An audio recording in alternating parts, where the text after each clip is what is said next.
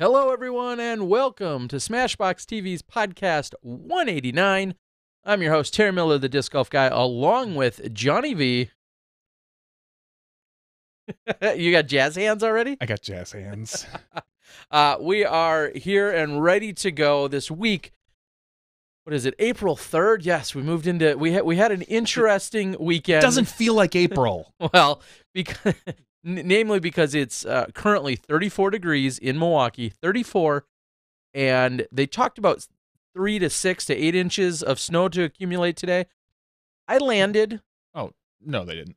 That's what I saw. You missaw. Okay. They were talking 3 to 6 northern counties above Milwaukee. Milwaukee was only supposed to get kind of like a dusting or a slushish kind of crap. And then about an hour and a half north of us, 8 to 12 inches. Okay. Well, okay. Maybe that's what I saw. Well, I landed in Milwaukee, coming back from Florida just a few hours ago. It was 86 or so, where I was a little bit earlier today. I was in Orlando. Actually, that's where I ultimately flew out of to return. And I'll give the real quick overview. You've seen me a little bit dormant on social media, except for the Throw Down the Mountain videos that have been posted in the last few days. Have those all up for your viewing pleasure. We're going to work on even another one after that. But last week, I kind of threw out a tease because I didn't know where it was going or what was going to happen. I had certainly made mention of the amazing hospitality, just in general, by everyone. So well received in Florida.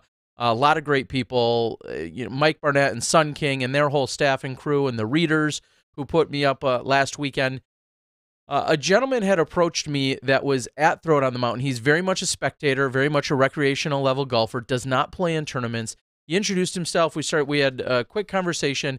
And as of the show last week, I didn't know exactly how this was going to unfold, but he realized or knows, because he watches things that we do and he watches some of the other stuff that I've done, that I'm a huge Cubs fan. I've always been a Cubs fan, even when they sucked for the last 100 and some years before winning the World Series not too long ago. And the Cubs were playing the Marlins. To make a long story short, he had tickets.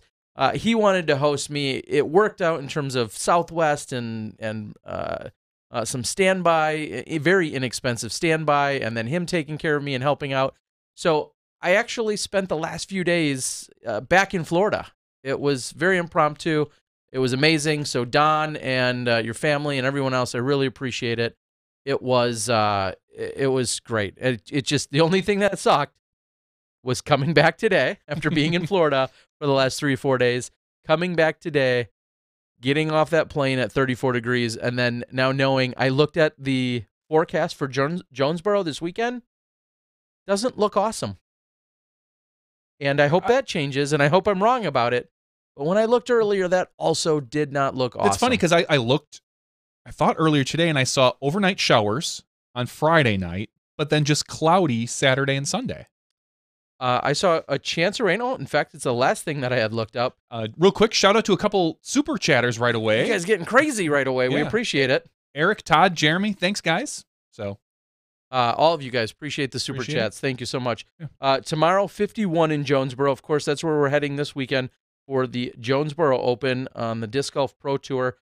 54 on Wednesday, 61 on Thursday, 66 on Friday with a 70% chance of rain, and then a 10% chance on Saturday of rain and 45 degrees, and 54 degrees on Sunday and a 20% chance of rain. So, I mean, I'll say that it is okay. Now, mind you, you're going to say all of this while you're sitting in the basement this weekend here in Milwaukee. No, go ahead. Talk about the forecast. The temperature isn't the worst thing. No. Having it being a little chilly, you can always bundle up for that. Rain is what sucks. Rain suck is what, and I'm looking every possible way. I'm looking at Jonesboro right now, and it looks like Friday, and granted, we're still 3 days out, but Friday at about, I'd say 5 p.m. is when it really starts to pick up. And then Saturday, almost nothing. Sunday, maybe a little.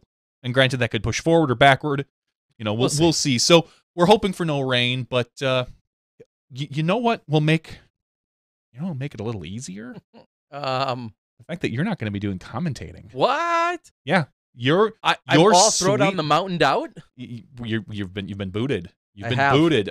Your sweet vocal pipes will not be what everybody is hearing at Jonesboro. Correct. We're going to try something different. We're going to try something a little new. This is kind of... And if it fails, who do we blame? Steve Dodge. Okay. And if it's successful, who do we blame? Us. Yeah. All right.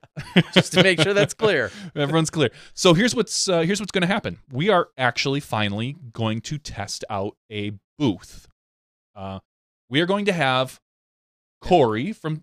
I always want to say Corey from Central Coast, but that's where everyone knows him from. Yep. Johnny Football, Corey Merle, and Sean Jack are going to be commentating from a booth in San Francisco. But what about the time zone change? Well, they're going to be an hour behind, 2 hours ahead or something. They'll know what happens before, so it'll be great. No, so they'll be dialing into the system. It's going to be all sorts of haywire, computerish stuff. But they're going to be doing commentating on the video that you see. So Terry's going to be strictly a cameraman, and we have Chad, our cameraman. He'll be back in action after missing out on the first two events. We're going to try something different. So we don't have to worry too much about somebody else worrying about on-site equipment, audio for wireless tech. We don't have to worry about another umbrella carrier. It's going to be a wireless mic that may or may not. Exactly. So this is going to be somewhat new. Now we're going to be prepared. I'm going to cross my fingers, prepared in case this doesn't work out. But this will be the first of possibly different tests. Yeah, so that is what you're going to see and hear this weekend. It will be, we've talked about this extensively for, I would say, a couple of years now, and there are certainly some really great advantages to it, and we're hoping to exploit every single one of them. There are also some potential disadvantages to it as we move forward. So all we can do is we're going to give it a test this weekend. As Johnny said, we'll ultimately have a backup plan so that if it needs to be brought, we'll say on site, that will be an option. Of course, that can be done. You literally can just plug a mic into one of the cameras, and we could be off and running and figure it out from there. But this is the plan for this weekend. So it'll be great to see. It may open and expand our horizons to a lot of other opportunities and other ideas and concepts and whatnot, or it could crash and burn.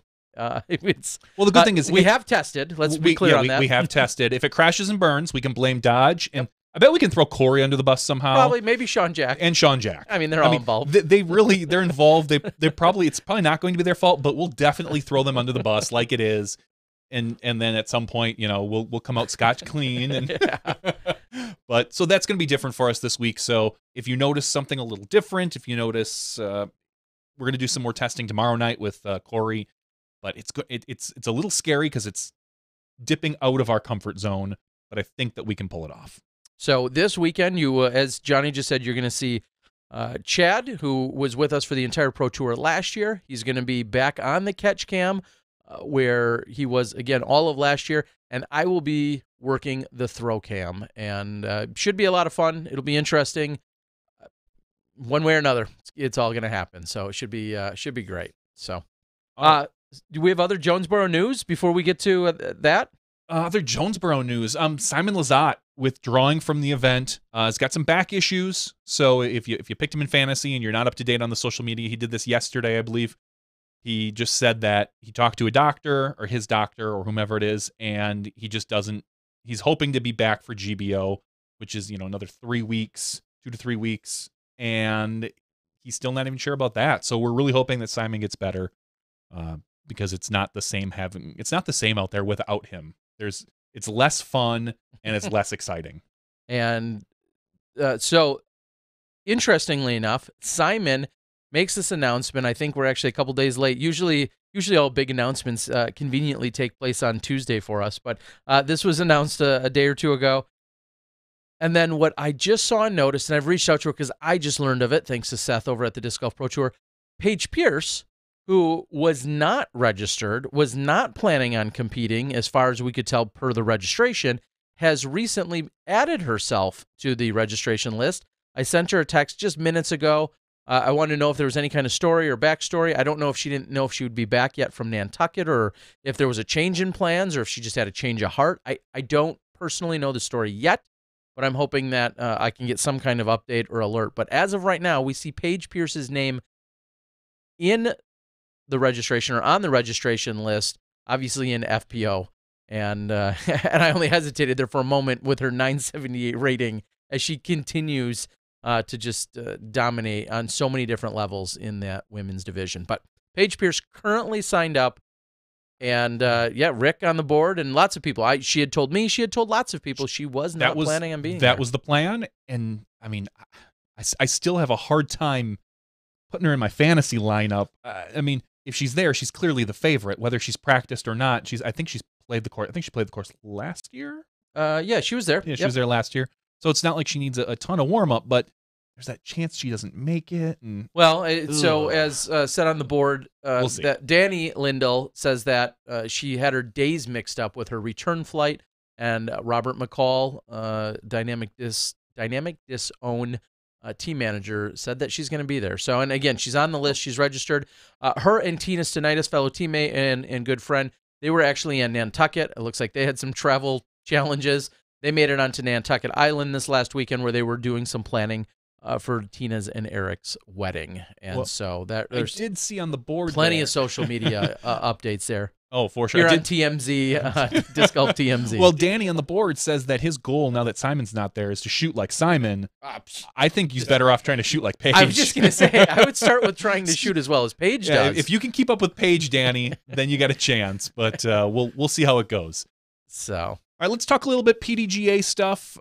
We did talk to Yuli tonight. We're not sure if he's going to join us. It wasn't sure he's working out as far as times and whatnot. He hasn't responded. So, but there was another event in Arkansas, in Van Buren, Arkansas. It is the 4th annual Clash at the Dam. Taking down this event was one Andrew Presnell. Congratulations, Andrew, beating AJ Risley, the disc golf boy, by 3 strokes, and Kevin Jones by 3 strokes. What? Yeah, taking down Johnny McRae by 4 strokes. So it went Presnell, Risley, Jones, McRae, Austin Hannum in the open field. So congratulations, guys. There's no monies listed, so I don't know how many dollar bills. $1 million for everybody. More than likely. I mean, I'm sure it was a fat payout. You guys should have won. Wow. A little did anyone know. Taking down the open women was Katrina Allen. She crushed the field. She crushed him by 23 strokes over Kimberly Aycock and Kayla Barron. So congratulations to Katrina. It was a small field of only 3 women. So in the Pro Masters, we had Kyle Wilkes take that one down over Eric Rainey and Mike Porter. So not a lot going on this past weekend with Easter and whatnot. That was really the B tier that I looked at. There was a couple overseas. There's the Dutch Open, and I believe the Miyagi Minkinoku Open. Gonna go with That's that when one. You just skip tournament names you can't pronounce, Johnny. There's the pro tip, the podcast pro tip. I feel bad. The good thing is there's no results for that one, so I don't even have to go for names. So congratulations to whoever the winner was. All the lucky participants and winners over in Japan. I'm looking at other events here. Looks like we've got a couple B tiers. The Paws and Claws Open over in. I was going to say in Pennsylvania. Yeah, Spring City, Pennsylvania. Yep. You're right. Tournament director was none other than Dustin Leatherman, good friend of the show. Taking down Open, first place was Dylan Horst at shooting 17, only beating Chris Villa by 1 stroke. So congratulations. That one has a money amount, $375 going on to the winner. A one-person open women field in Margaret Sassaman, winning $70. All right. Well, very cool. Wisconsin Tour in Wisconsin kicked off this weekend. That's certainly worth note. Johnny and I have just a long history of being part of, and not so much in the last few years because of our other obligations. But the Wisconsin Tour, which I want to say is in its 26th year of being an organized tour. I think we're up to 16, 17, 18 stops plus a finale. It's a really big deal, and that kicked off this last weekend. Up in kind of our old neck of the woods, up in Neenah Menasha area, in near Appleton, which is near Green Bay, Wisconsin. That's where the Packers play, and so it's about a half hour south of there. Next weekend we're in Kenosha for the Wisconsin Tour, and that was, I don't want to say put on the map, Kenosha's, but that's Jeremy Colling had played in that event a couple years ago. His grandfather has some roots here. And then the weekend after that, I'm running a B tier. So Wisconsin Tour kicking off in full swing, and it looked nasty this weekend. I'm glad I was gone because it looked nasty here in Wisconsin. Yeah, it was strange waking up on, I believe it was Sunday morning. No, I'm sorry, it was Saturday morning, and seeing snowflakes the size of $50. Sweet. And just, it was coming down for a good 2 to 2.5 hours. They got, where I was at, about 2 hours north of here, I got a good 2.5 inches, and then now they're gonna get another 10 to 12. So I'll be happy. I'm really looking forward to getting rid of winter, but I don't want to talk about winter anymore. No, okay. I do want to recap a couple things that relate to tournament stuff. I mentioned earlier, Throw Down the Mountain, that has been published, so all of the rounds are out there. We're going to work on getting a little extra video published eventually to kind of recap that. But also, I wanted to mention, Throw Down the Mountain, I believe, was the first opportunity for USDGC qualifying this year. And so, of course, very prestigious, very big deal. It also is a huge compliment and a feather in the hat of Mike Barnett and Sun King that their event is recognized as a USDGC qualifier. And I talked about it in the video, and I didn't want to be wrong, so I didn't mention the names. But I've confirmed, thanks to Mike Barnett of Sun King, Calvin Heimberg, Jamie Mosier, Cameron Cole-Glazer, Matt Oram, and Austin Turner. Those were your USDGC qualifier exemptions that were handed out, or qualifiers that were handed out as a result of that event. And also, because I didn't mention it in the video, Bill Doster was a gentleman that helped with some photography during that final round, and I wanted to give a quick shout out to him. So thank you, and thank you all. Okay. All right, so we're going to talk a little bit more PDGA news. We're not talking tournament results. We're actually going to talk a little bit about PDGA giving away some cash, $6,000 plus awarded to help grow disc golf. The PDGA Innovation Grant Program. It was created to increase and promote the awareness of the sport of disc golf and the Professional Disc Golf Association. This year, I think they're giving them out multiple times a year. I can't even say this year. So currently, they awarded 6 of them. And here I'm going to slaughter a name. Ivan Yakovelk out of Belgrade, Serbia. Free public training sessions in Serbia. So basically, it's exactly what it says in Serbia. They're going to be giving away free demonstrations and teaching the game. Training sessions will include the basics, proper warm-up, coaching and movement, short distance putting contests, team relays, kind of around the world type games, long distance contests, and course tryouts. So congratulations. Andy Parkinson, I can't even say the good names today. Parky is what he usually goes by. Correct, Andy Parkinson, out of his names are Visalia, California. I just can't read. That's what it is. I never learned to read. So California Disc Golf Junior Championships, the 3rd annual California Disc Golf Junior Championships will take place in October 2018, and he got a $1,000 PDGA grant for that. So congratulations on that. Jeremy Ryder out of Waxhaw, North Carolina. It is a community beginner clinic. So congratulations, Jeremy, on that. It's exactly as what it sounds. It's a clinic to teach beginners. Ralph Pillsbury, he should be called the Doughboy, if you ask me.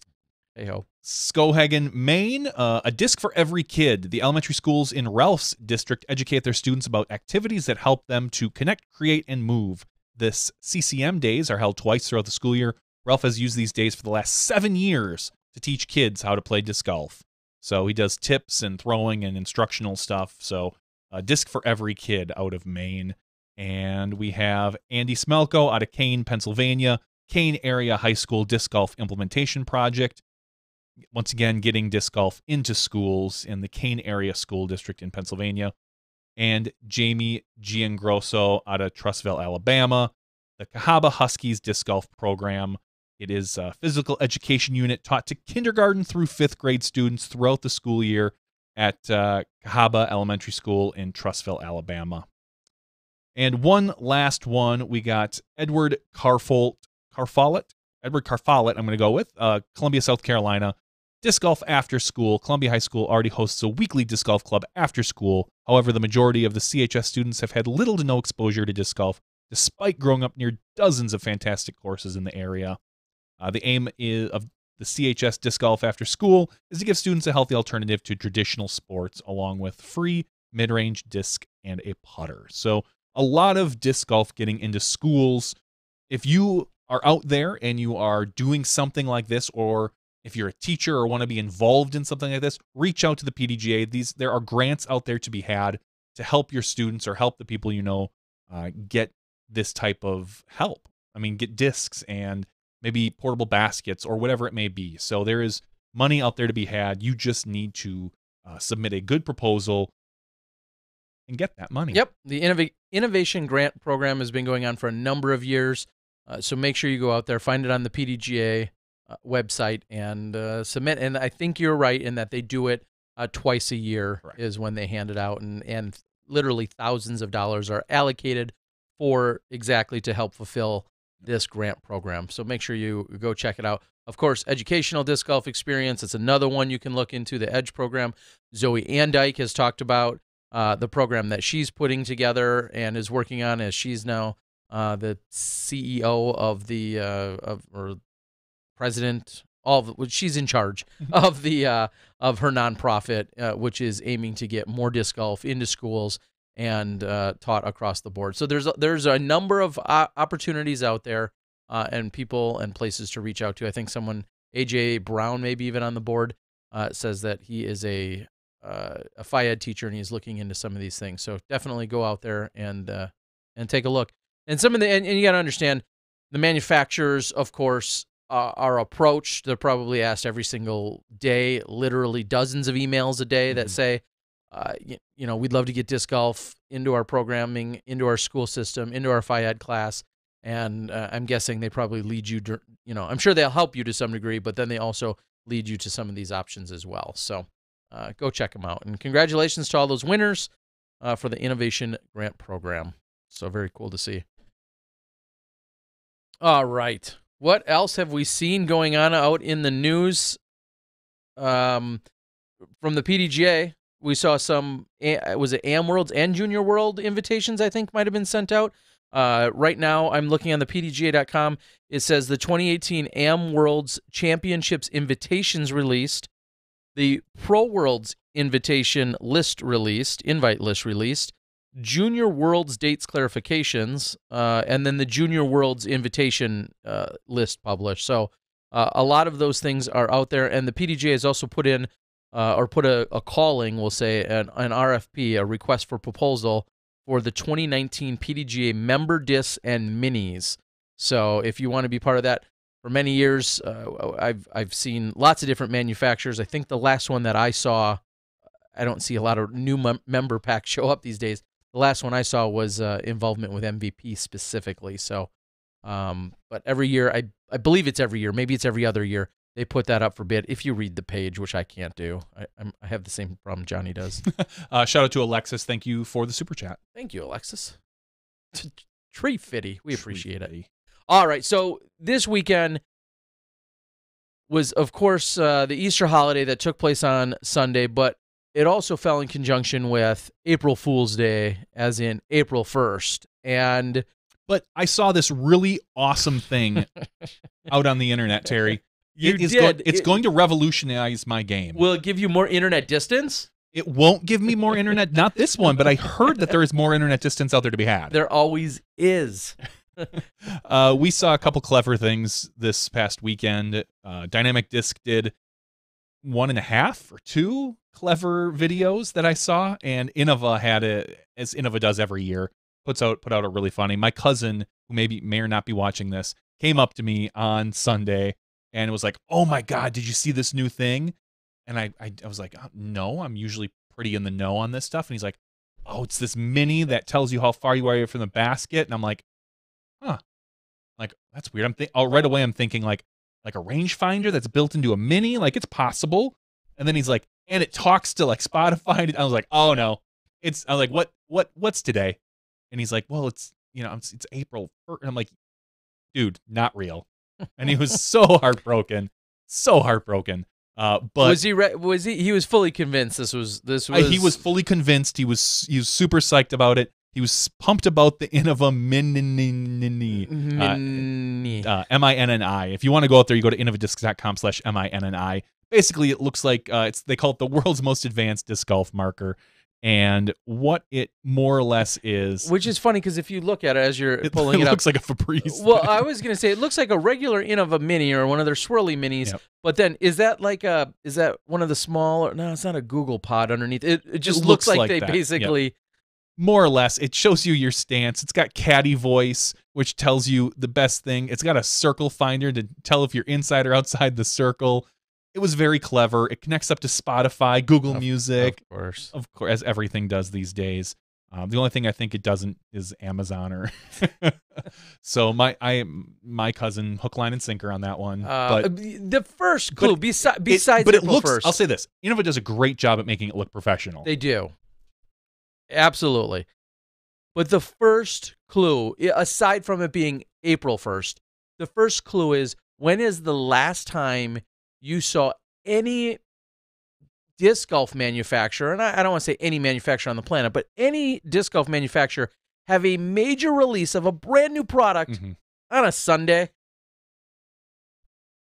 I may not agree with Friday night releases. A few companies I know out there do those for their own reasons. Actually, I think all of them have.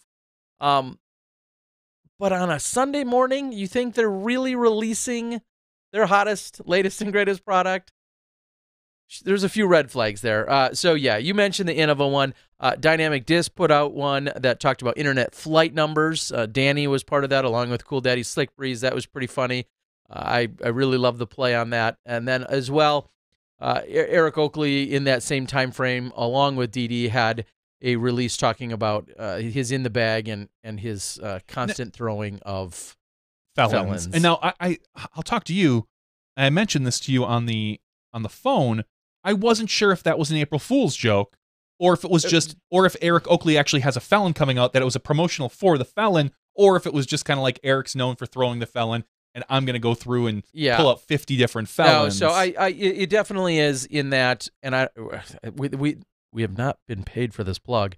Eric Oakley, I believe, has a signature felon or a fundraiser felon. You're saying Eric Oakley's a felon? Yes, Eric Oakley the felon. He has one coming out, and this was a clever way, I think, to announce it, and it was right around that April 1st, April Fool's Day. So in a jovial, joking way, I think the timing was all there. But also saw MVP. MVP had talked. I missed this one. I saw that one. MVP announced a couple different configurations for their baskets, and one of them, which was like this super pole, and they're like, in case you need to practice, and it comes with like a 20-foot high pole, and I thought that was also pretty clever on their part. So here is what I've already thought, since we've now talked about at least 3 of them that I've known about. I think next year we should, I don't know how formal we want to get, but have some kind of awards and or ranking for who comes out, which disc golf company, commercial or otherwise, comes out with the best April Fool's prank or joke or best one put together. And then, maybe we play the top 3 or something like that. But I was thinking that we definitely should have some kind of ranking or scale for these as well. So I'm good with that. So next year, that's the plan. Yeah. So nice job, Innova. Nice job, Dynamic Disc. Nice job, MVP. Are there others out on the board? If anyone else has anything, we'd love to see it or hear of it. But those were the 3 that at least ran across my screen throughout the weekend. I do like that the Innova Febreze thing has a virtual official as well, yes, with all of the different, and apparently there was a joking, maybe it was a slight on Johnny McRae that it like counted down from 30 seconds on somebody. So, I saw that as well. I'm sure all in good fun, but still, Innova knows how to push some buttons, and they're very good, and it was well done. Very nicely put together. Did I see, and maybe this is the segue I was going for that I just thought of, who are we seeing on the Jonesboro featured cards? I feel like that was talked about. It was probably voted on. It was supposed to be Simon. I know he was supposed to be on one of the featured cards. I think that's worth pointing out. If one of us, as I spring this on you as well, I know there was a conversation, and I know I've honestly looked at it, but that means I'd have to retain some of that information. So we'll see if we can pull that up as well and talk about who we're going to see on the featured cards this weekend. I'm sure it was actually sent to me in an email somewhere. Yeah, probably that too. But that's got time for that. I ain't got no time for that. Oh yeah, I think it was actually. Okay, so on the men's side, and I see that popped up first on my screen, so I'll announce it first. Again, 4 p.m. Eastern is. I'm guessing it's going to probably open with a Dixon Jowers circle with the normal Circle Zero show pre-show. But then I see on the website right now, I see Ricky Wysocki, Nate Sexton, Kevin Jones, and Seppo Paju all listed. Paju or Paju. I like how Andrew puts on the board.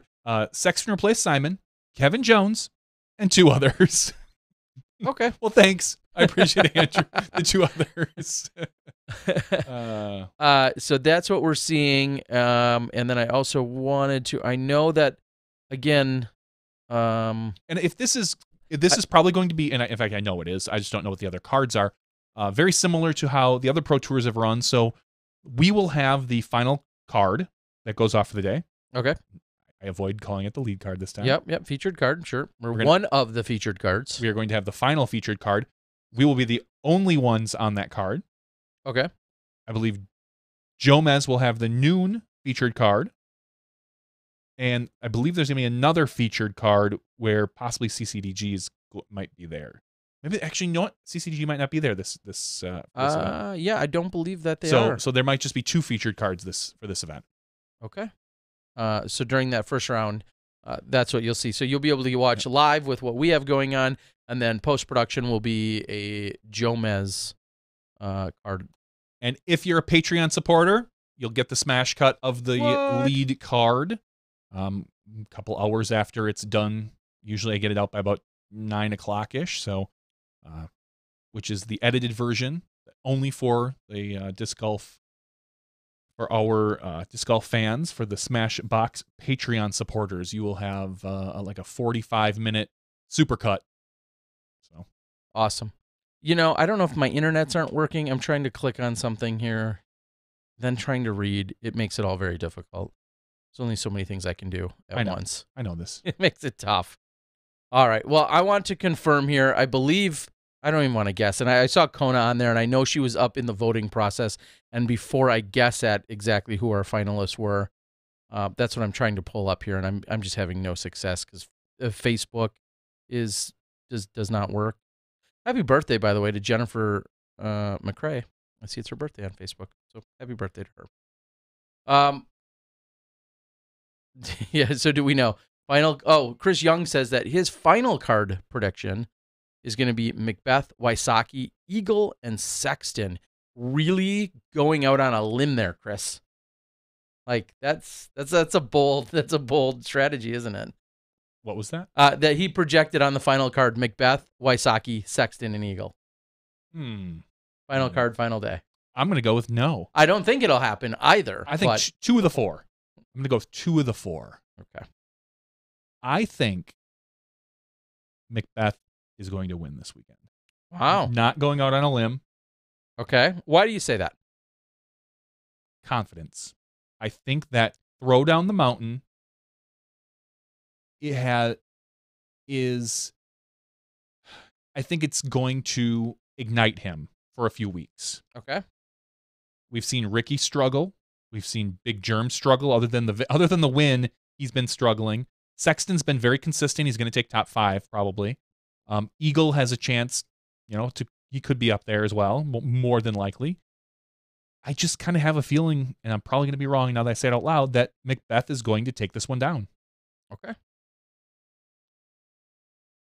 Speaking of taking things down, I'm looking for clarification because, again, it was just during a scrolling session. Ricky Wysocki had posted a little bit of bad luck. Well, I don't know if it's bad luck, but Ricky Wysocki had posted a struggle with his window was challenged, I guess, and I think his window lost. The question was as to if it was an official break-in or if it was a mistake or an errant shot, or I didn't follow any other story, but I saw some post out there, Ricky Wysocki, talking about someone maybe trying to get into the goods of his new touring van. And I didn't know exactly the end result of that as to what had happened. So I don't know if somebody else out there knows more than I do. I'm sure you guys do. There's a little talk on the board about it, but I have not seen anything myself. All right. We are also going to try and talk to Paul Ulibarri. We haven't caught up with him in a while. I'd like to see, I know he put out a video talking a little bit about one of his pro tips out there. He posted that to Facebook yesterday, so we're going to see if we can catch up with him tonight. One of the other topics of conversation certainly has to be the fantasy disc golf, where people are sitting, as to where they need to sign up. I think there's been some confusion, so I think one of the things we wanted to do tonight was clarify, if you are involved with the Pro Tour Fantasy Disc Golf and you're part of that league, there is a free version of that and there is a paid version of that. The Patreon version. The Patreon version of that. So make sure that if you're out there and you're participating, just make sure you're logged into the right area and you're logged into the correct leagues, and that will make you eligible or otherwise. Now, from a fantasy disc golf side of things, what have you been working on? And, either it's something people can directly see or on the back end. Broken record is how I feel right now. Today I got an email from my web guy, and he says that he has, so the struggle right now is we want to create custom leagues. So you can go in and create any PDGA event in your particular league. Well, we've got 90% of that done now. He's got, the form is there, so you can do a search by any PDGA event. It comes up. PGA restricts your search to like 200 results. So you can search by state or by date or by, I think the other one is, there's another one. Look, it might be by state, date, and maybe it's location. Tier? Tier. Yeah, you're right. State, date, and tier, I think, are the three we can search by right now. And then getting that, so that's all done. We've got, there's a whole demo thing I can look at. But the next thing now is pushing that into the live version of the site. We're hoping to have that up.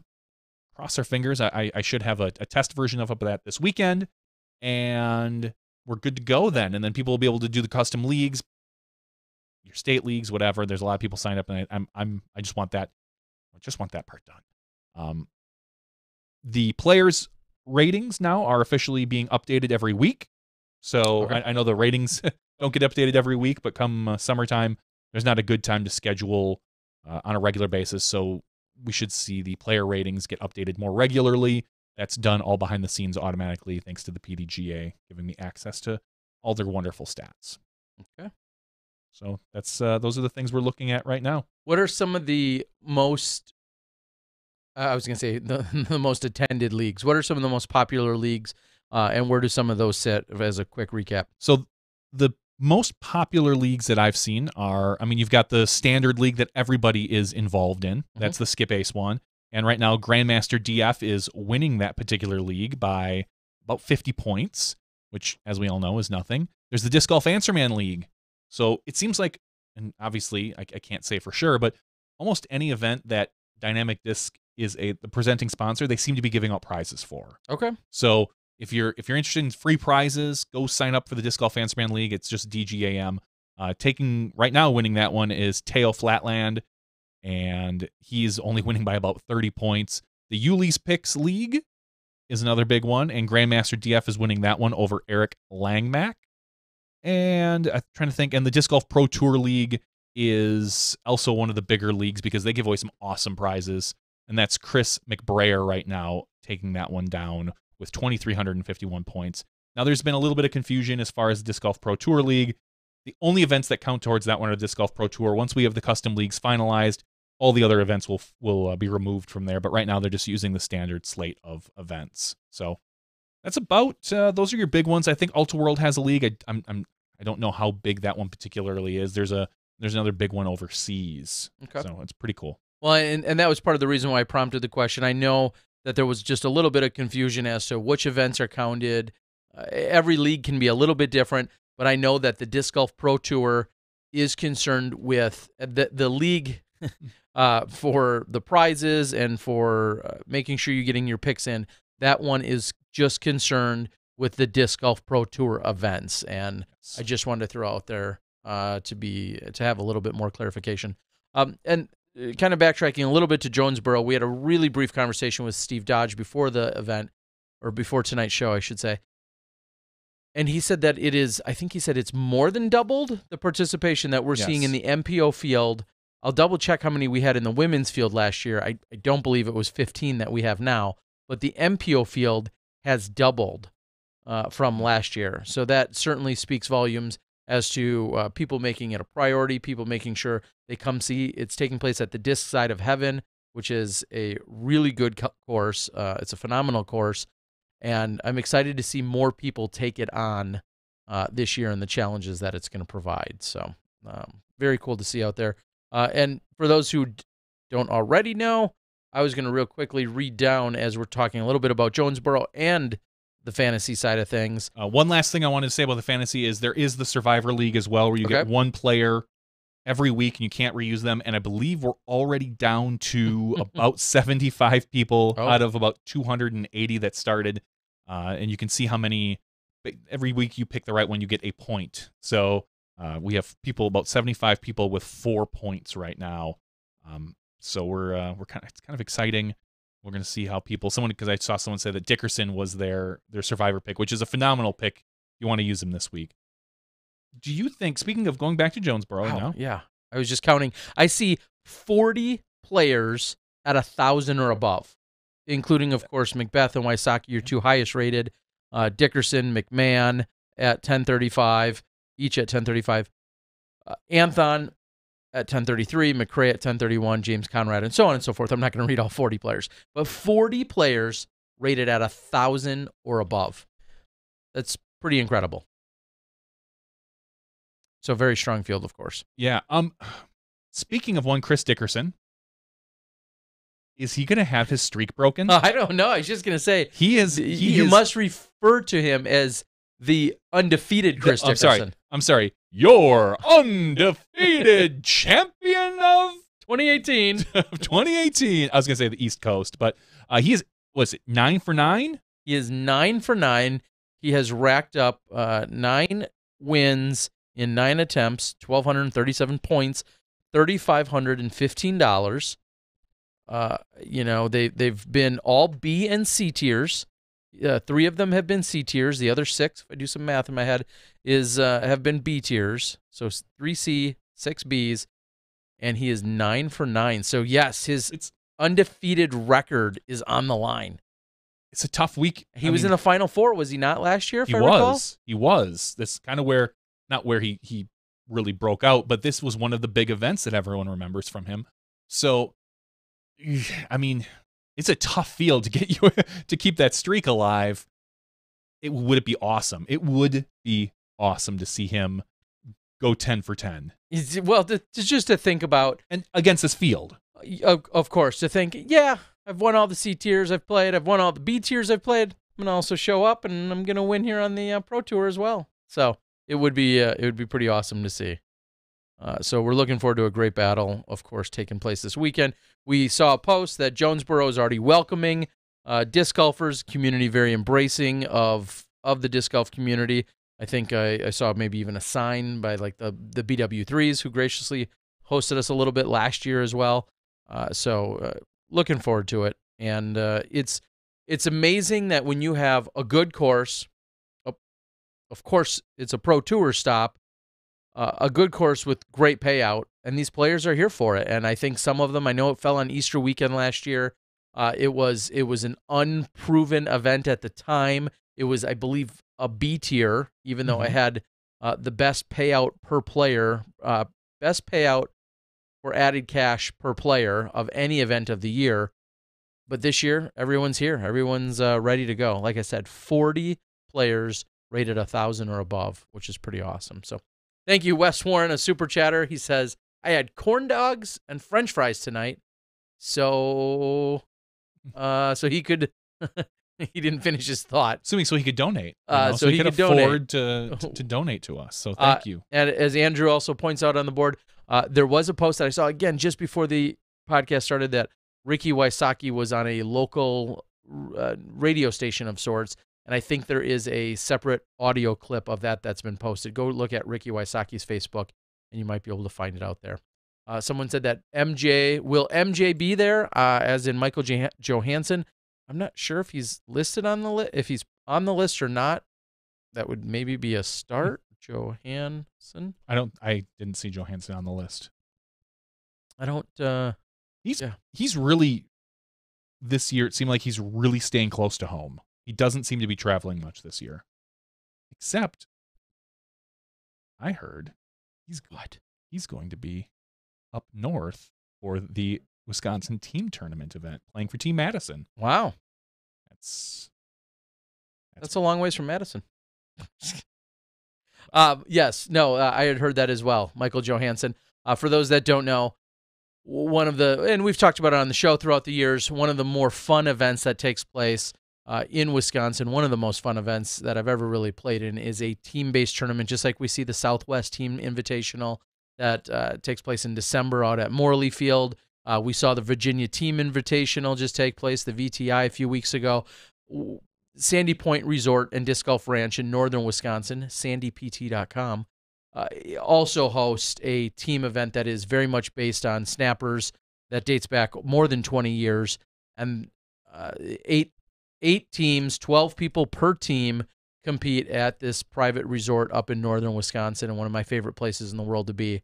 And you heard the same rumor that I had, that the Team Madison, as in Madison, Wisconsin, has secured the likes of Michael Johansson to come compete at that event in early June. So it would be interesting to have him up there at tight, wooded disc golf course. It's going to be a little short for his style because that course plays a little bit easier than what he's used to playing.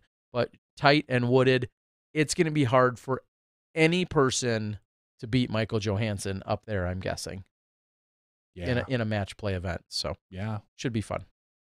All right. Do we have anything else that's been taking place in the world of disc golf? We can open it up to the board in terms of disc golf related things. In the after show, we'll have some non-disc golf, but I don't know if there's anything else out there that we're kind of missing on in terms of disc golf action. We're seeing more podcasts. Steve Dodge continues to roll on with his Wednesday night podcast. So if you want to be bored out of your mind and listen to no, I'm just kidding. We love you, Steve. We're just kidding. But Steve has more regularly, I think every Wednesday he's planning on Pro Tour Talk.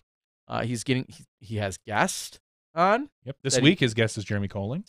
That's taking our wash-offs. Yep. Been there, done that. So make sure you check that out as well. And I know I saw another podcast pop up. I know I want to send a shout out, Ladies of the Chains. I hope to be working with them more in terms of some women's commentary. So check out their podcast. I feel like there was another one. I don't recall what it was, but more and more are popping up. So, all right. I am taking a quick look at the board here. Alexis asks, wait, Terry, are you doing live coverage? We are going to be doing live coverage for Jonesboro. We talked about it a little bit. Maybe you weren't quite here yet, Alexis. And like I said, we have a little different format. We're going to be having some booth commentators. So, but yes, we will be live at Jonesboro. Live at Jonesboro. We actually were blessed. I know I was a little bit hesitant or I was curious to know just how good the signal was. It actually turned out to be great signal there at Jonesboro last year, even though it feels like we're in somewhat of a remote area. And the signal was great.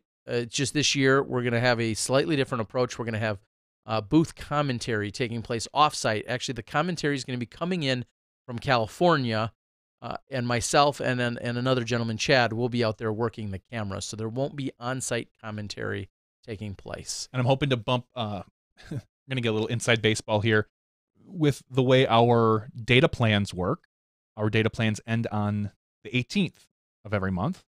So this is the only event, this 3-day event, that we have in this particular billing cycle, which means we can take the quality of the signal and boost it. Or at least attempt to. Attempt to boost. Don't hold us to anything. You got to keep the bar low here, Johnny. So hopefully the quality might look a little bit better, because my goal is to bump up the quality on the cameras and the streaming. So hope cross our fingers that we're going to be able to do that. And then probably the same thing for GBO. I think GBO is, again, going to be the only event on that particular billing cycle. So we'll be able to keep those. And we know GBO always has some pretty good signal. So I'm looking forward to having a nice, really good looking broadcast with Sean Jack and Corey Merle. Yes, so those two. And one of the interesting things, a piece of feedback that we've gotten quite a bit is it would be really great if the commentators that were on site knew more about what was going on a blind hole or down near an OB or a road or something of that nature. And we've tried to figure out a system the best we can to relay the information from the camera back to me as a commentator that might be near the tee where the players are. These guys will have one of the advantages that they'll have is they'll be able to see the throw camera and the catch camera on their screen. So regardless of what you're seeing as the viewer, they will always have both vantage points and seeing what's happening, even though, well, not even though, they'll be able to see what's happening. So you'll be, Johnny will still be picking the shots and trying to show everything that's taking place, but these guys will be able to see what's taking place in both cameras and from both angles. So that should be a slight improvement on that side for sure. One of the advantages that we have in trying out this booth setup. So. Really? Someone just says Ryan Braun with a walk-off home run win? Oh, gosh. I didn't want to go there.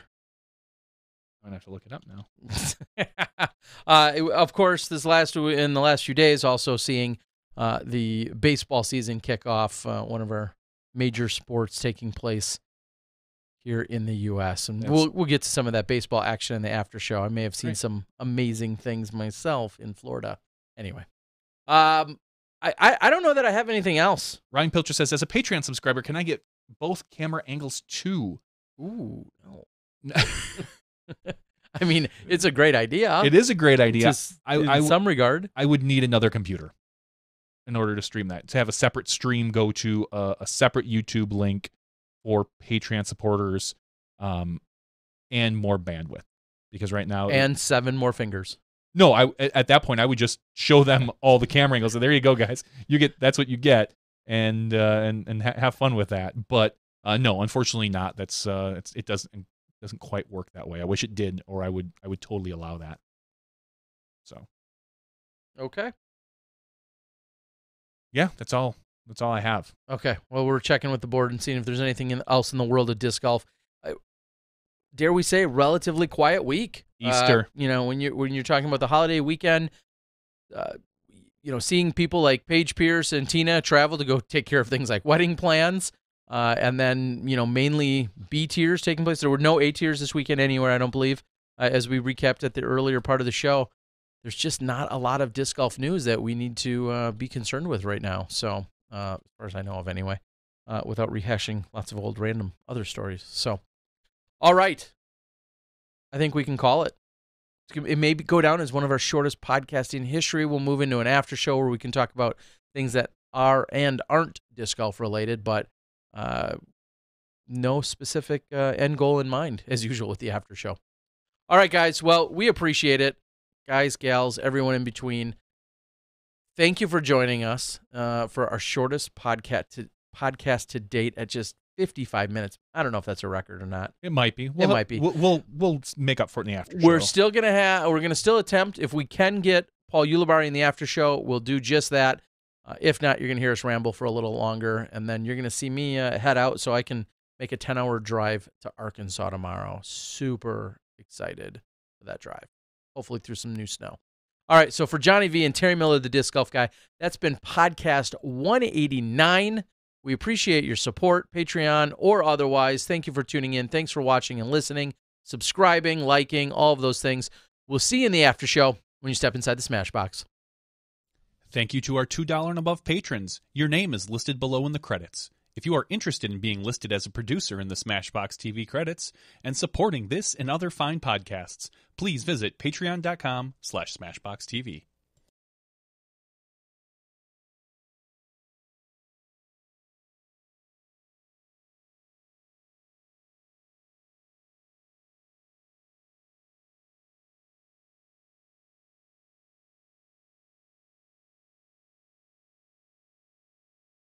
Thank you to our $2 and above patrons. Your name is listed below in the credits.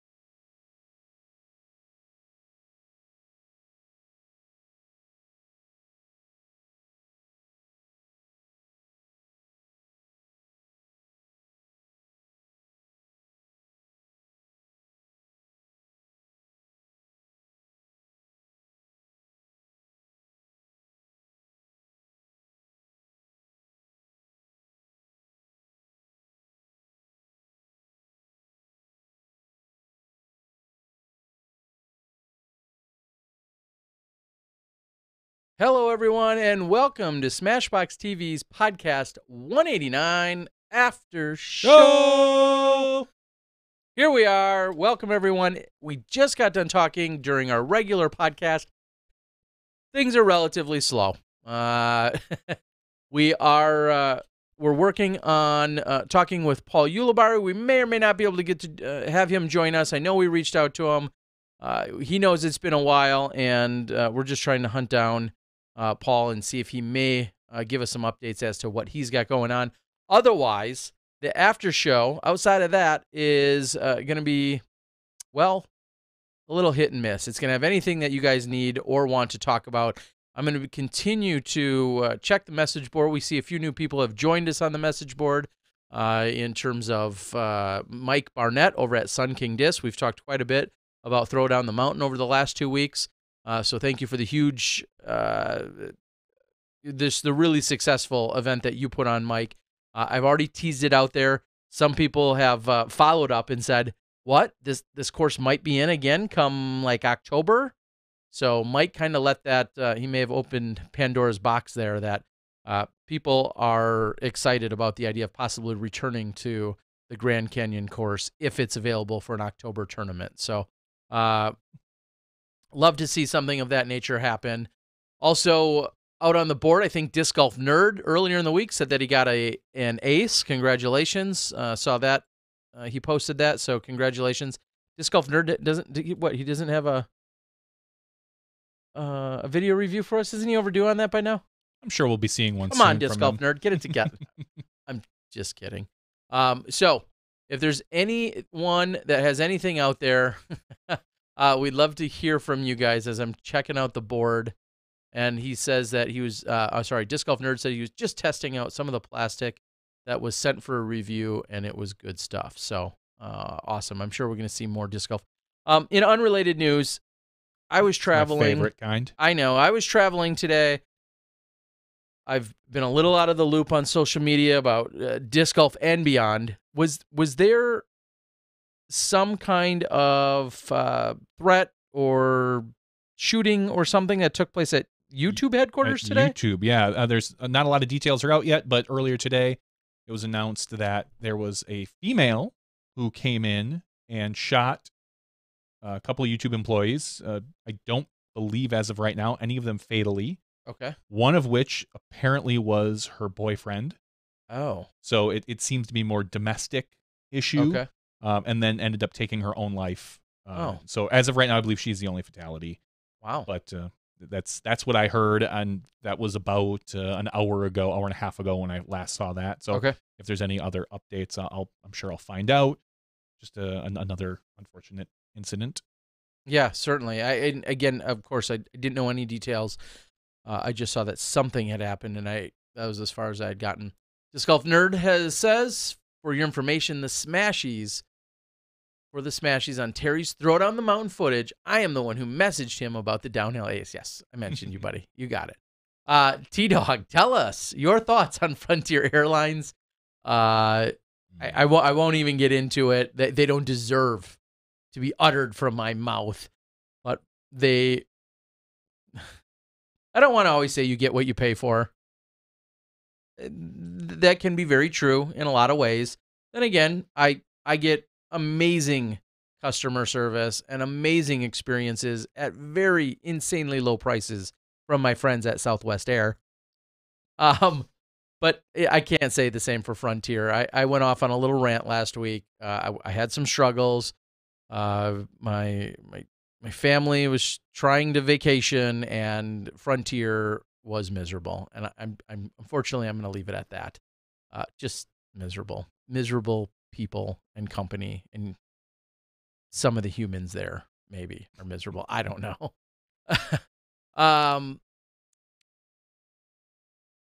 Sorry. Yeah, go ahead. No, I was going to read off the board. Sorry. Oh, no, I was reading off the board earlier. There's been talks of movies, and I've not seen Ready Player One yet. I have tickets to go see it on Wednesday with a buddy of mine.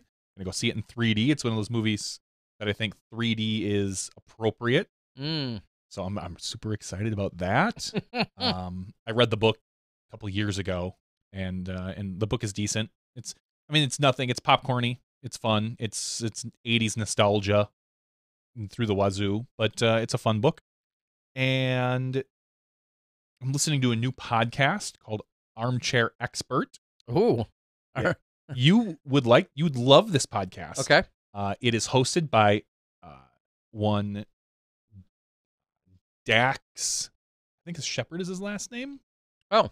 You may know him from, I want to make sure I get it. I want to make sure I get his last name right, because I know his wife much better as Kristen Bell. Oh. Veronica Mars. The girl from The Good Place. Yep. Anyway, his first podcast is phenomenal. It's really? It's with his wife, actually, and then he's done episodes with Zach Braff, Anna Faris, Ellen DeGeneres, Pete Wentz, Adam Scott, Jimmy Kimmel, just Ashton Kutcher, and I'm halfway through the Kristen Bell one, and it's great. What is the premise? He just sits down and talks with people, and this one isn't.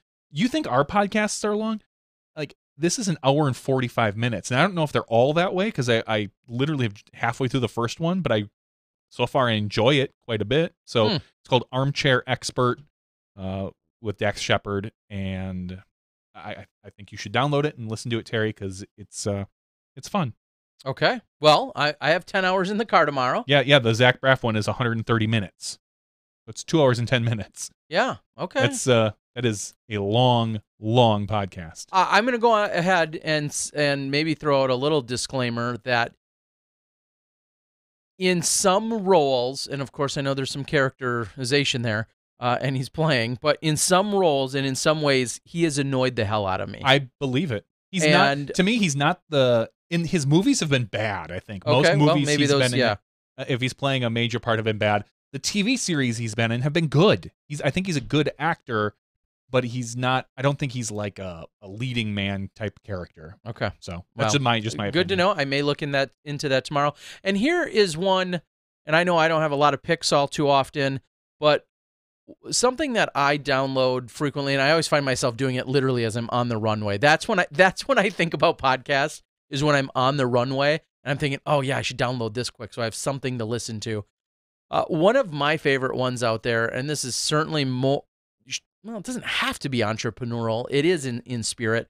It's called Side Hustle School. I thought it was Side School Hustle, but yeah, Side Hustle School. But Side Hustle is really the name of it.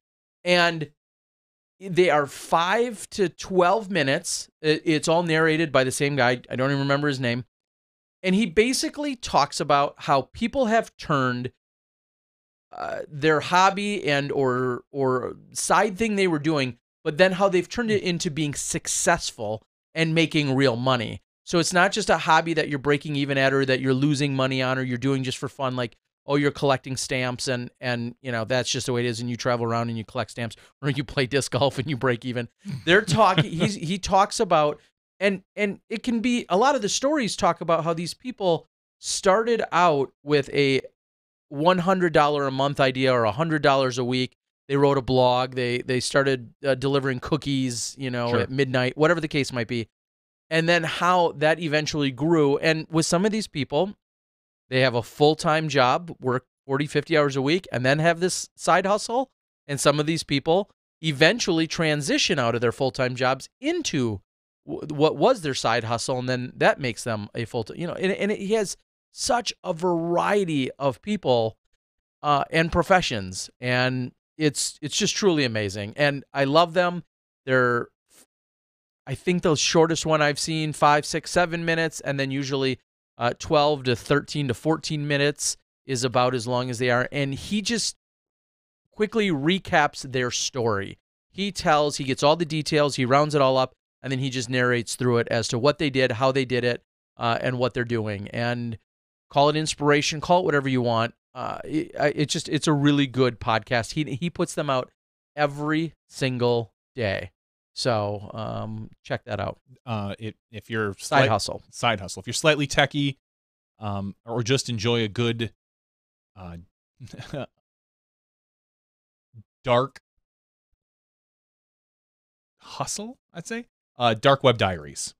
Basically, all the different types of cons, scams, things that people have pulled on the underside of the web. So, okay. So, anyway, we're talking podcasts. And again, I think about them more so when I'm about to take this long trip tomorrow, or when I get on a plane. That's when them auto download. I don't got time for that because I'll never get around to listening to most of them. That's why you set it to only download, like only have like the last 2 or 3 in your queue, and then you're like, oh, cool, I've got these podcasts for when I'm getting on the plane. So yeah, that's what I do. Or like today I got on the plane and I went through my list of like 10 or 15 I subscribed to, and I realized I hadn't downloaded anything recently, so I couldn't listen to any of them. See, that's just have a few of them auto download. You've got the app, you can set them to auto download. Zach says, similar to the podcast Terry is describing is how I built this. And okay, if talking about building either a successful business or something of that nature, then yeah, it does definitely sound like it might be along those lines. Someone asked what the courses are like in Wisconsin compared to the rest of the country, and what our favorite course in Wisconsin is. I mean, my favorite course is Northwoods. Mm-hmm. It's Sandy Point Resort and Disc Golf Ranch, yep. sandypt.com. That's a free plug for Cousins. Dang it. Invoice that guy. That particular course is very heavily wooded. They've got a couple different configurations, everything from very short deuce or die to a little bit longer deuce or die type of course. But it's very technical. I think I don't necessarily think our courses are much different than any other courses around the country. I think you've got a group as far as the upper Midwest is known for more of a specific type of course. Sure. We're a little bit more wooded, a little bit of elevation. We're I kind of equate us to like the Charlotte area. Similar style of golf where I think they have a little more distance in Charlotte. Mm-hmm. Our courses don't tend to be anything more than, you rarely see a hole over 450 feet in Wisconsin. Yeah, unfortunately. It's just the way it's been. We've got a few of them in Milwaukee, but not too many. I would say we are kind of like that. We lean more towards the wooded courses, but we have a pretty good variety here. We're blessed to have different styles, of course, because we have such a changing landscape. Yeah, we have such a diverse.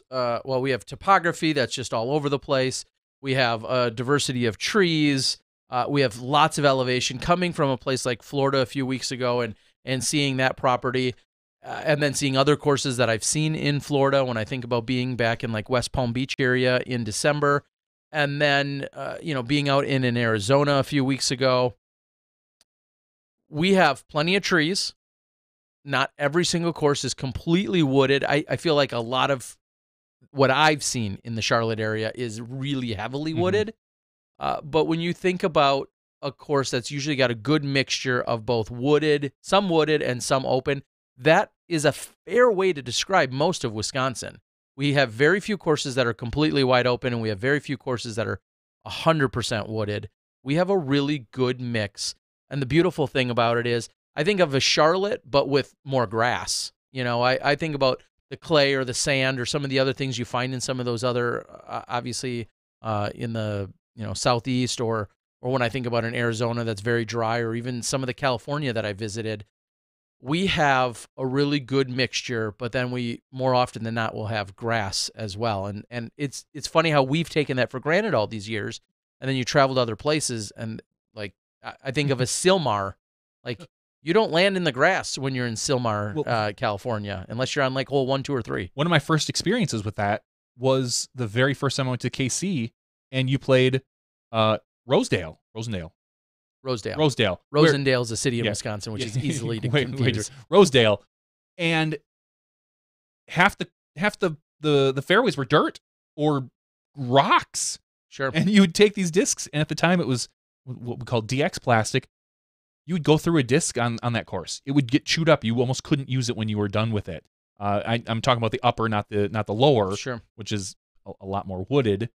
But that was one of the first instances I was like, where's all the grass? Like, why aren't I playing on some really nice, lush fairways like we get in Wisconsin? I'm trying to think of a course that everyone would know, and I think about, not every course has the constant rolling hills and change like a Swope, for instance, out of Kansas City. But then I think of it like an Emporia.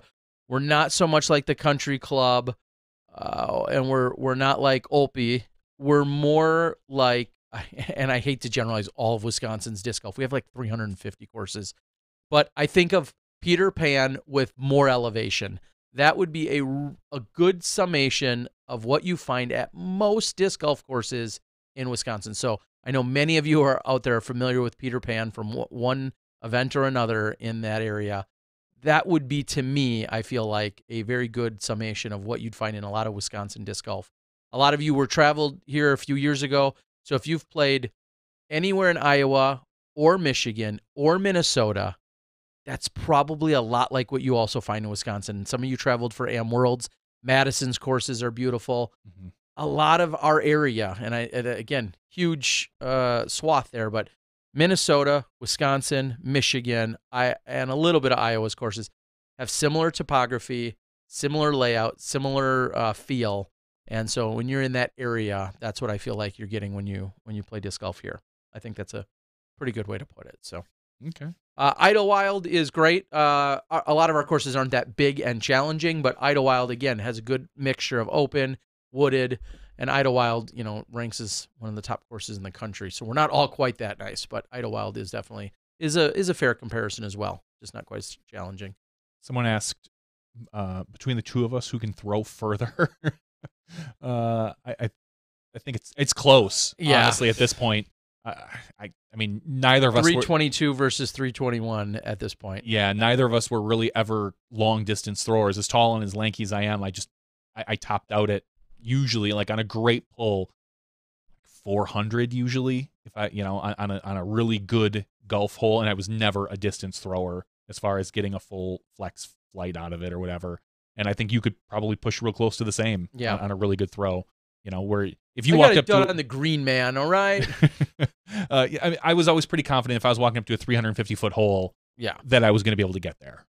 So, as Tim says, you guys are on the internet. You throw 450. Oh, good call. Yeah, good call. Yeah, about 475. I mean, 500 on if it's a little uphill. All right. Someone asked, best course in New Mexico? I'm not sure. Never played disc golf. I was recapping the other day. I think I was talking to my oldest daughter about the amount of courses, or I'm sorry, the amount of states that I was in last year for disc golf. And I think I was doing work in either 24 or 25 states for disc golf last year. And I'm very blessed and challenged by the fact of how much I travel. But to see disc golf in so many different places and see it all around the country, there's very few states that I haven't visited or seen any disc golf in. New Mexico being one of them, and then like your Dakotas, I haven't seen or played any disc golf in the Dakotas. Nothing in Montana and Wyoming, those spots along with New Mexico, and then just about everywhere else I've either seen or been part of or played or recorded some kind of disc golf. Just about everywhere else though. So, nice. All right. JD, thanks for the standard post. Sipapoo is the best course in New Mexico. I've heard that forever. I don't know if there's even a debate on that. I have heard that forever. I've just never had the chance to be there. No state taxes in Texas, Terry. I'm not sure how that helps. Save you some money, traveling. Maybe. Sexton would say 400-foot drives are soft. That's one way to put it. Florida doesn't have state taxes? No. Yeah, because they're too busy effing charging you for every road, every minute, every toll. I got frustrated when I was there a couple weeks ago for Throwing on the Mountain. I got to pay a toll to get from Orlando over to Brooksville and Brooksville back. You could spend a small fortune if you traveled around Florida for a few days. You could spend a small fortune paying tolls. F off Florida tolls. I get it. They might as well screw you while you're there, as if going to a place like Disney and charging you $1,000 to walk in a park there isn't getting you enough. The tolls certainly get you as well. Wow. So, yeah, see, I got plenty of response to that. You get that a lot, though, especially on the East Coast. Lots of toll roads and things like that. Oh, Florida was just ridiculous. I swear I was at a toll, and I said something or other to the person, and I'm like, any more tolls along this road? And they're like, no. Literally, like 2 minutes later, there was another one. I'm like, what about that last question did they not understand? Because you don't think I could have even exited if I wanted to before I got to the next toll. I don't know if you understood that. But anyway, designed for tourists, as Mike over at Sun King says. And yes, you are screwed if you don't have the iPass or the Sun Pass. If you think about it, they want to get you. You have to come there. Like, if you want to go to Disney or you want to go to Orlando or you want to go on a cruise, or almost everything goes out of Florida. Yep, so I get it. They've got you. They do. And it's not like that's one of the big debates here in Wisconsin is they want to put up possibly toll roads in Wisconsin coming in from Illinois and things like that. And then people are like, no, like Wisconsin doesn't have, like, we're not huge for tourists. Sure. And if you do that, you're going to drive down tourism. There's not a huge draw. You've got Wisconsin Dells, like one of the world's largest water parks. You've got obviously hunting up north and things like that. But that's the big debate. So yeah, yeah. And as someone who just said it on the board, Seth says, but those Florida roads are so nice. That's why they're tolls. Yeah, they're not. And anyway, so real quickly, I want to backtrack. This weekend, I found myself for a couple days in Miami watching the Marlins take on the Chicago Cubs. I didn't post one of the videos yet, but on Saturday night, I was able to get there in time to see the game. That was debate that pended upon my standby boarding and flying with Southwest. I love you guys, Southwest Air. Anyway, I got there in time. Me and my host, Don, to watch it go to extra innings. Friday night's game, sorry if you don't care about baseball. Friday night's game, though, went 17 innings. And then Saturday's game went 10 innings. Spoiler alert, a base-clearing triple is what ended it. Well, ultimately ended it in the top of the 10th. What was crazy about it, and here's the point before I move on and don't talk about it anymore, is at this particular venue, I don't know the Marlin history except for a couple of World Series in like 97 and 2003. At this venue, at this weekend, if there were 10,000 people in the stands, 8,000 of them were Cubs fans. I believe it was insane, the lopsidedness as to the Cubs fans outnumbering the Marlin fans this weekend. So it was a lot of cool to see, and yeah, that's all I'll say about that. So thank you again, Don. Thanks for the hospitality. Thanks for the amazing experience down there. All right. Questions. A couple more things coming off the board. Terry, how was the drive in the ice and snow today? Coming to Johnny V's. Not awesome. It was a short one. He lives pretty close to the airport where I flew in, so it was a very short one. But still, I was sweating at one point earlier today in Florida in 80-degree weather, and then to come home to this nastiness was not awesome. Nice plug for Southwest Air, yes. Zach says, I'm sick of Orlando. Wife is a Disney, so I've been there way more times than I'd like to. My dad lives in Lady Lakes, and Dad's drunk, so I totally disagree. Traffic sucks, and it's all out-of-towners. Yes. What can you say? All right, Johnny, is there anything else that's disc golf related or otherwise, or if anyone else has something that's not disc golf related? Baseball season's underway. Are there other sports going on? Other sports. Villanova. Oh, yeah, there was a big basketball game last night. Big basketball game. The big V1. Wow. Lots of fans? I'm just saying as in, like, was there a lot of new bandwagon fans? Probably. I think that happens honestly, all the time. to me, and even though I didn't literally didn't watch 1 minute of one game for.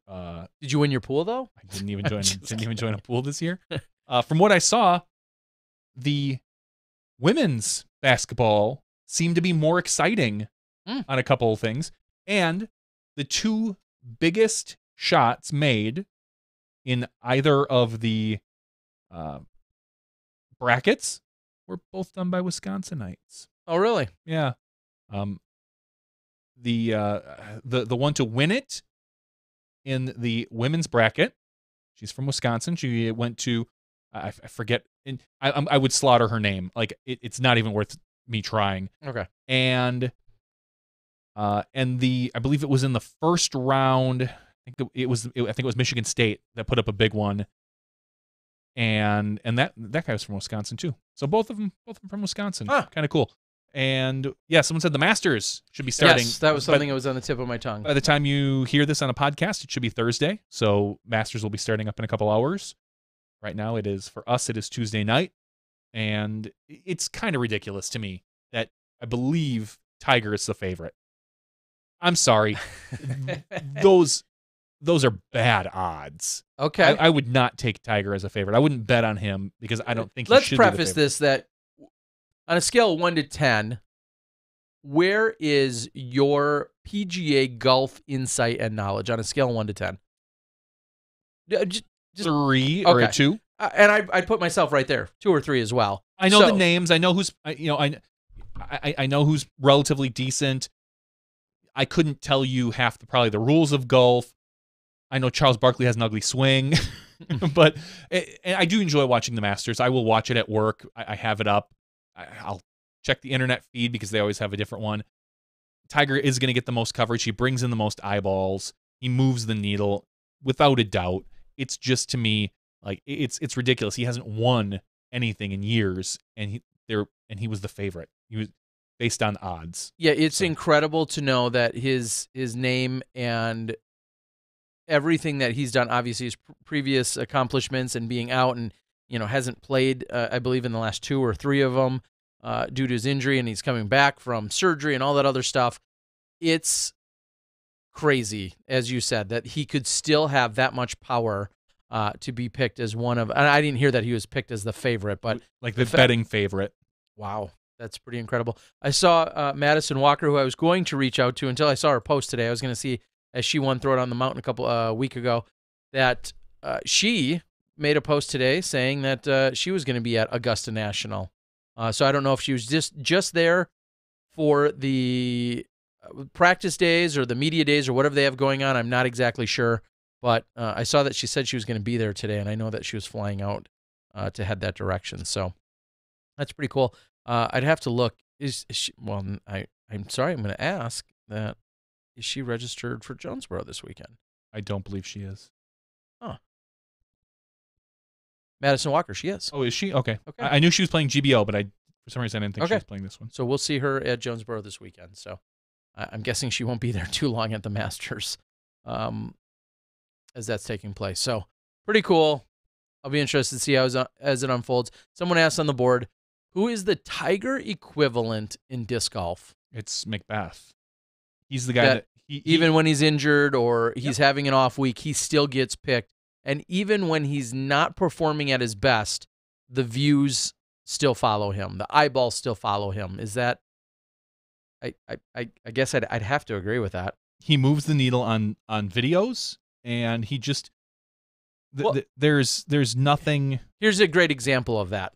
Paul Macbeth has shot poorly enough to find himself on a 5th card or a 3rd card or wherever it might be. Usually after, if it happens, it's usually after round 1, or during round 1 and then round 2. And the gallery size on site will be 3 or 4 or 10 times larger for whatever card he's on than the lead card. And I've seen that with my own 2 eyes a half dozen times. And typically your lead card is where you do see that with the largest galleries. We'll say not in Paul Macbeth's case. And so I think that answers exactly that. And Ken Climo is the golden bear. I guess that sounds like a pretty appropriate. I would say that's very appropriate. Macbeth's power game is so similar to Tiger. They both came in and changed the way the game was played. I don't know if did Macbeth change the way the game was played? He's played it at another level that we haven't seen, and he obviously is great from, forehand, backhand. It's so hard to say. I don't know if he's changed the way the game has been played, though, or the game is played. I just think he plays it better than everyone else, or most. He had, I think when he came in, he had more pure golf distance than most players. Okay. Did he have more of a drive and a work ethic than others, or did he just have more natural raw talent than so many others we've seen? I think a little bit of everything. He had more natural raw talent, and he was able to shape it and mold it with, he was one of the first that was out and out showing us his workout routines, his physical capabilities. I mean, we saw for years Avery was always a fitness guy, always pumping iron, pushing weights, all that fun stuff. But Macbeth seemed to take the physical routine and the practice routine to another level. Well, and I think one thing he has done, and I don't know, he wasn't the first and he won't be the last. I think he personally, though, has, and maybe here's a case for him not, others not following suit.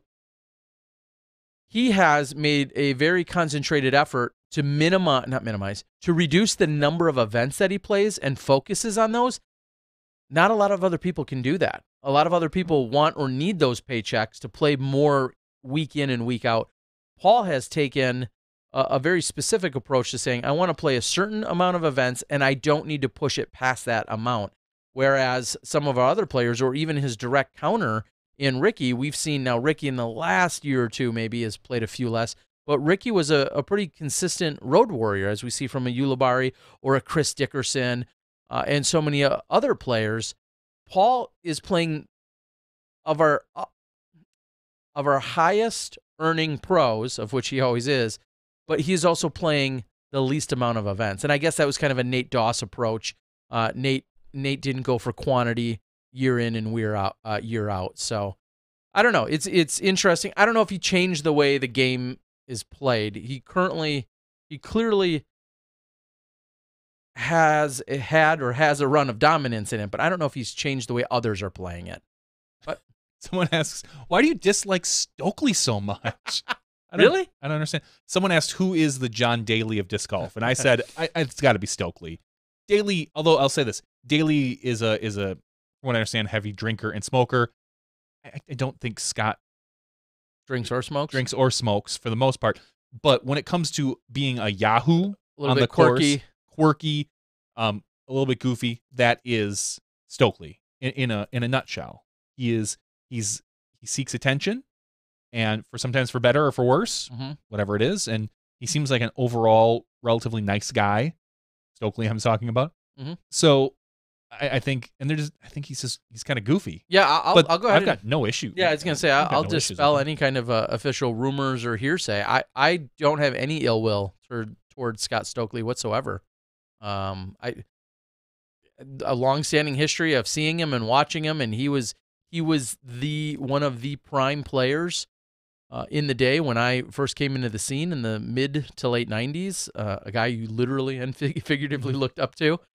Scott Stokely was incredible. Of course, from a social media and or a PR perspective, you could, or if you wanted to maybe challenge the way he kind of sort of busted back into the scene. I'm fine with it. It was, again, quirky. It was unique and original. The blue hair, the everything that he was doing, the blue power, of course, the tie-in, but all that stuff. But I mean, just the calling out of players, the challenging of. But you remember what really broke him back onto the scene was his disc line and the names. Correct. The names he chose for them. Sure. So, and that's where I'm kind of like he's a Yahoo, but he's a lot of fun too. Yes. All right. Sorry, I was reading on the board. On Disc Golf Answer Man, Paige said that the third best disc golfer on the planet is either Bradley Williams or Chris Dickerson. Am I alone in thinking that's insane? I don't think that's insane. It's hard to argue against Chris Dickerson right now. I think he's like the 4th or 5th highest rated player in the world. He's 9 for 9 this year. He is such a solid game. Bradley Williams, he's got talent. He's very good, as someone said on the board. You can't put him in the top 5 right now. I thought he would come out hotter at the beginning of the year, but when it comes to the big events, he hasn't been able to show it. And Chris Dickerson, he's shown it last year in the big events, and this year he hasn't played a lot of big events, but every event he's played, he's won. Right now, I think the consensus 3rd best player is probably still Sexton. Like, if you want to take overall game, he's so consistent, and he's always up there. Eagle this year has played well, but we've seen in the past, Eagle, he'll take 2nd, 3rd at an event, and then 3 weeks later, he'll be 15th, 16th, and that was what Eagle did. You so rarely see that from Sexton. He's always in the top 5. Just somehow he makes it happen. So I find it hard to say that Sexton isn't the 3rd best player in the world. And then after that, again, there's arguments to be made. Probably Dickerson and Eagle/Simon. So go ahead and use the PDGA World Rankings, and everybody's got their own version of rankings. But right now, the World Rankings still have Paul and Ricky as tied for 1st. Nate Doss is ranked 3rd. Nate Sexton 4th. Simon Lizotte 5th. Dickerson 6th. Tied for 6th is Dickerson, Philo, and Manabu. And Jeremy Colling ranked 9th with Cole Glazer 10th. And then LaVisca, Johansson, Owens, Anthon, and Eagle. Again, those are the current world rankings with the PDGA. And everybody's got their own version, all assembled in different ways. But that's what is listed as currently. We need a Smashbox one. No, we don't. Where I just throw a dart. Like, I just want 12 people, and I'll throw a dart, and that's who the best person is this week. Because that's kind of how it feels like this year has been. Andy asks, did you vote in the Directors' Cup this week, Terry? No, I did not. I don't remember when that email came through. I think it usually comes through early in the week. And again, with me traveling and being just a little out of the loop or not focused on social media too much these last few days, I did not vote this particular week. So, and coming soon, Mike Barnett announces the Sun King Power Rankings straight out of the Sunshine State. Who is your number 1? Funded by the effing Illinois tolls. Those two. The Florida and Illinois toll system. Anyway. Someone had asked earlier something about scheduling with B tiers, and real quick, I'll just, for those that don't know, the majors dates are usually released 12, 15, 18 months in advance. Then A tiers are scheduled. Those usually get released sometime in like November, December timeframe. And then at that point, B tiers and C tiers around each state are then also able to fill in the gaps week in and week out. There's certain restrictions from one event to another as to how close they can be, unless the TDs from two different would-be conflicting areas agree that they can be within that. It's an interesting problem to have that we have a ton of events that seem to be filling up in given areas, and is too many choices a bad thing? I guess that becomes kind of the question. No. That doesn't really answer you, but there's a lot of events and people keep going to them, so people keep offering them. Sign up for my event in just 2 weeks, the Skyline Classic. All right. Johnny looks like he's getting ready for a giveaway here in a moment. Does Ricky choosing to play Flat Creek kind of backfire when getting your end-of-year tour points?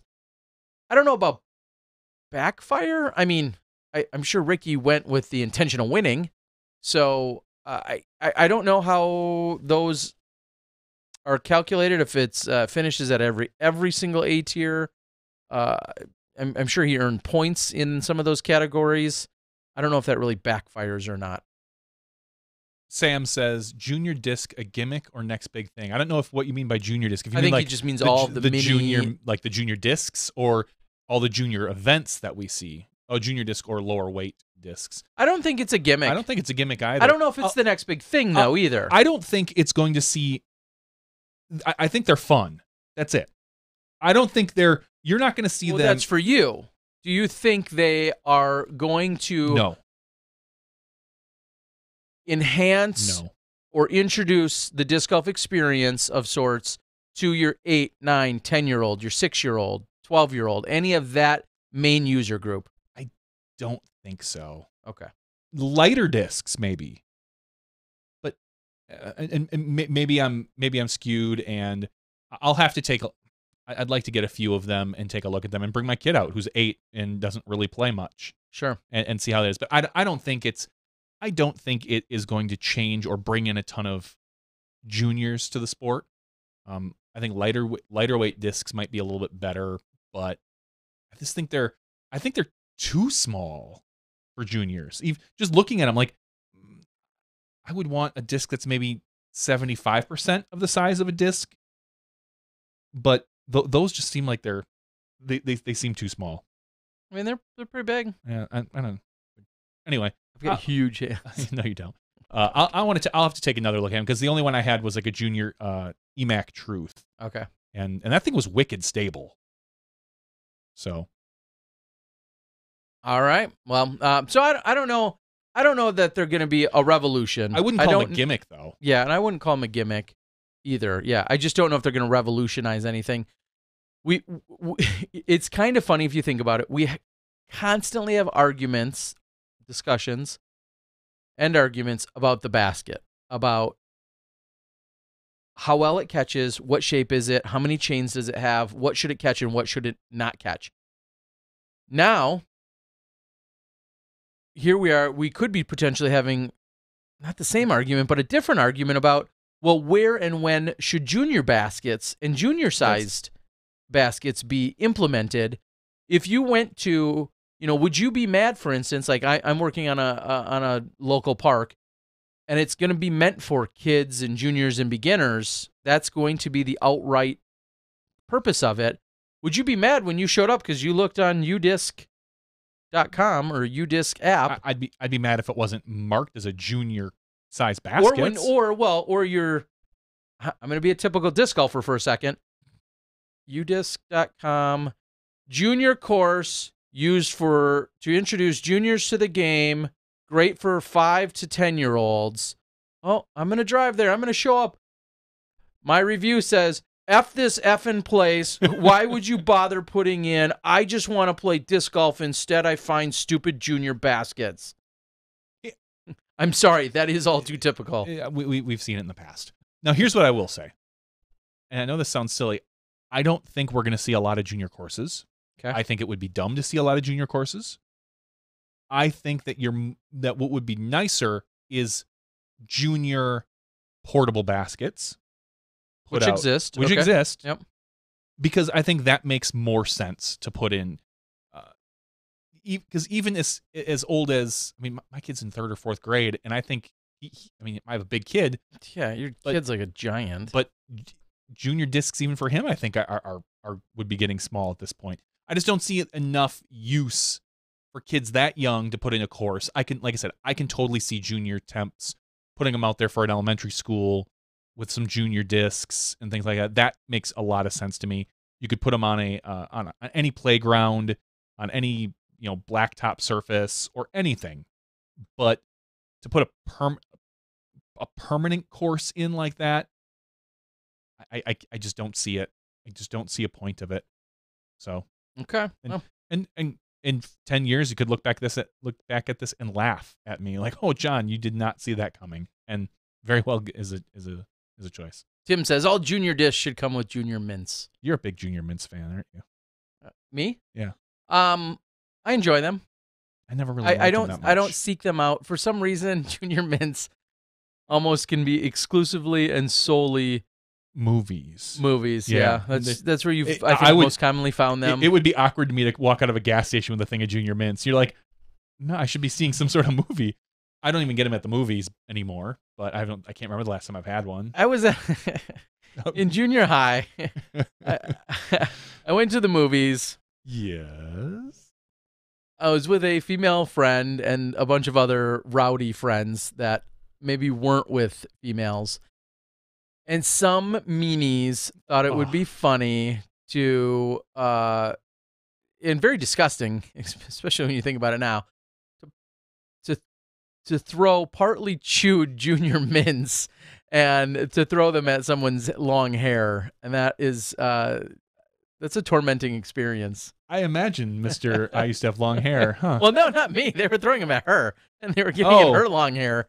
They were being mean. I mean, they were trying to be. They were being funny, funny. Being They're trying. Kids, they think, but it was nasty. Yeah, they think they're being funny. Half-chewed junior mint into long hair. Ugh. Disgusting. So that memory will forever be with me when it comes to junior mints. All right. All right. Let's. This week's Patreon prize is going to be another disc member one, except this is one we have to send out. They send us. They're kind enough. Disc member sends a bag to us that says we can do with whatever we like. Well, why don't I open it and keep it? I don't know. Because we just turn around and give it back to the people. So this is another ridiculous $50 value from disc member. I'm going to look on this. It comes with a sweet disc member sticker. It comes with a sweet disc member sticker. Keeping it closed. This, I believe, is... Make something up. I think it's the Prodigy one. I thought you said that last time.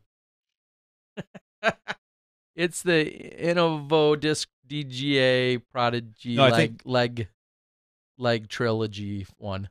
No, I think this. I think this is the. I think this is the Prodigy one. I think this is the Prodigy one. Okay. Because they said we make no. This is the April version.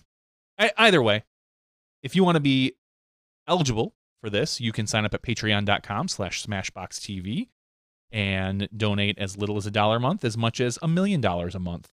We're not picky. No. And you will get access to this. You will get access to an early disc golf podcast feed on your podcatcher of choice.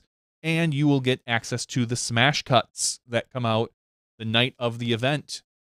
So I'm looking forward to that. Right now we have 177 particular.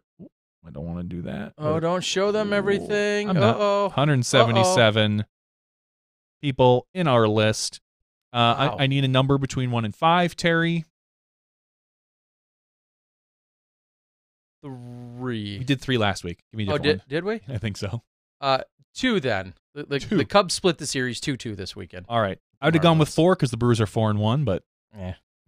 Okay, so we're gonna do 2. So this will be. Alexis says 2. Jeremy says 2. You guys are. We're all on the same page. All on the same page. So it'll be the second number I generate. As you can see, the first number is going to be number 74. The second number is 172. We are way at the bottom.